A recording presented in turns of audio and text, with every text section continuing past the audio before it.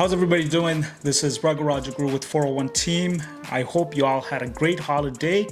Well, this is the first week of January and the Toronto Real Estate Board has released the numbers for the month of December. There's this theory or this prediction out there that the market is going to crash more if more mortgage renewals come up this year, which it will, and the owners will be unable to pay their mortgages, therefore the prices will decline more.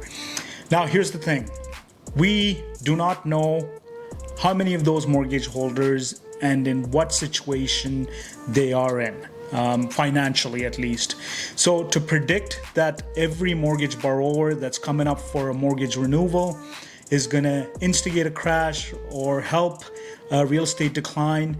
Of course, that's the theory, that's the bare theory.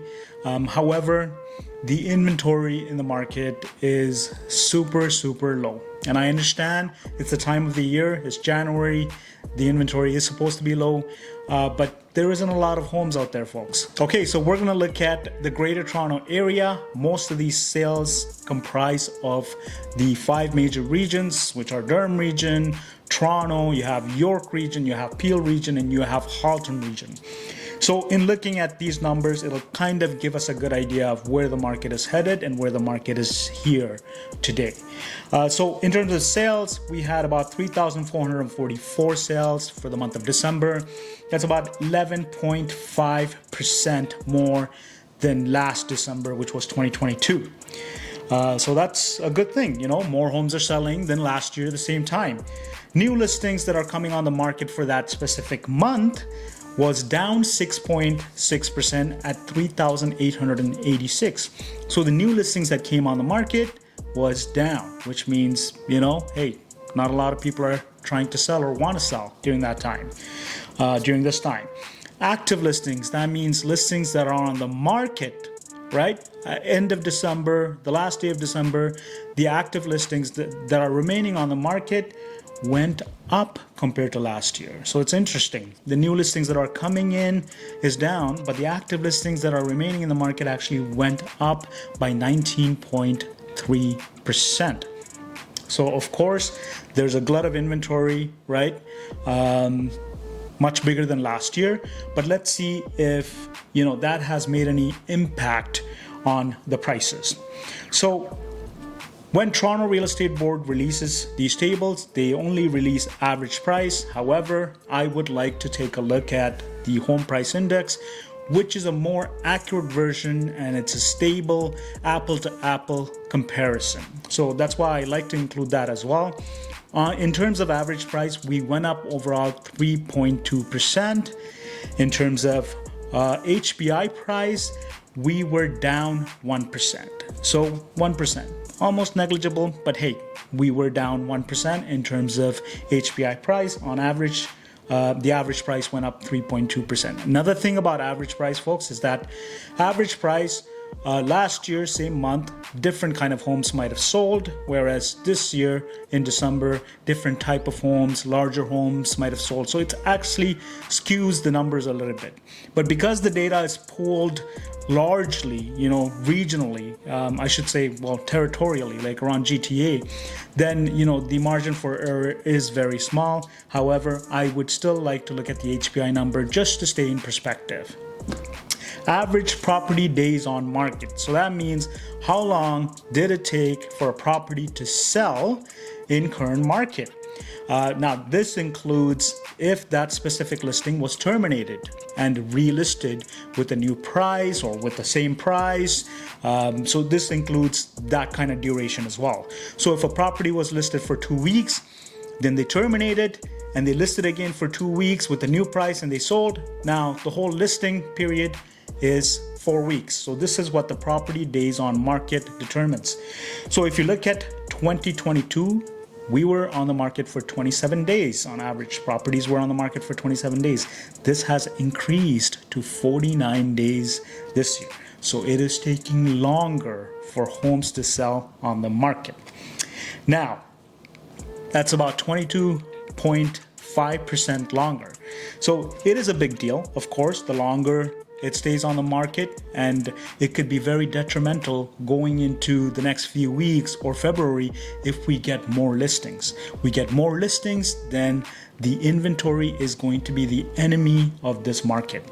Now, there's no sign of where the interest rates are headed, but if we get more listings, then that could be detrimental to the market. More listings than usual.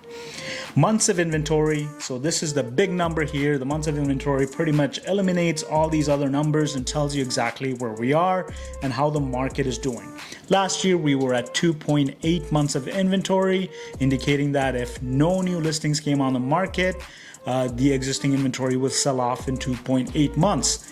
This year, when I say this year is 2023, so this year we're at 3.0 months. So the months of inventory ticked up a little bit to 3.0. Still, it may not be a hot, fierce seller's market, but we are still in a seller's market that is a little weak. I do have to admit, but however, it is still a seller's market. Now the months of inventory increased 7%. Okay, so we're going to do the same thing with Durham region. We live in Durham region. We work in Durham region. So therefore we're going to run some numbers in Durham region as well. So Durham region actually performed way better than the average of GTA.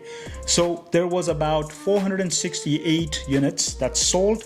That went up 23%. So again, better average than the GTA. New listings that came on the market went up 3%. So not a lot of new listings came on the market for that month. Active listings, however, did increase by 19% to 862. So homes that didn't sell, that were active and available for people to go buy at the end of December, did increase by 19% compared to last year. So we do have more inventory compared to last year, but the sales are also piling up, so which makes sense. In terms of average price, 862,000 is around what the average price is. This dropped about 2% compared to last year. So we're down 2% compared to last year in Durham region. Home price index, so HPI index, that is the apple to apple comparison, is a much better version than using the average price. That dropped 2% also, from 918,000 to 902. So we're holding the 900 mark. Who knows where the market is going to take us in the next month, couple of months. It'll be an interesting spring market, especially with the interest rate and the decision that Bank of Canada might make on January 24th. So the months of inventory is pretty shocking for Durham region. We're actually at 1.8 months of inventory. So we have more active listings. However, the sales have outperformed, and we have actually 1.8 months of inventory compared to last year, where we have 1.9 months of inventory. So the inventory actually decreased by about 5%. So this is all good news. Again, just finishing off here, we're going to have the Bank of Canada meeting on January 24th, and we're going to wait and see what Tiff McClam comes and says in terms of future outlook of rate cuts. Now, if he comes out and stays very hawkish, that means he's like a bull. He comes out and says, no, we're not even considering rate cuts. We're not going to talk about it. We're going to hold the line and monitor for another couple of months.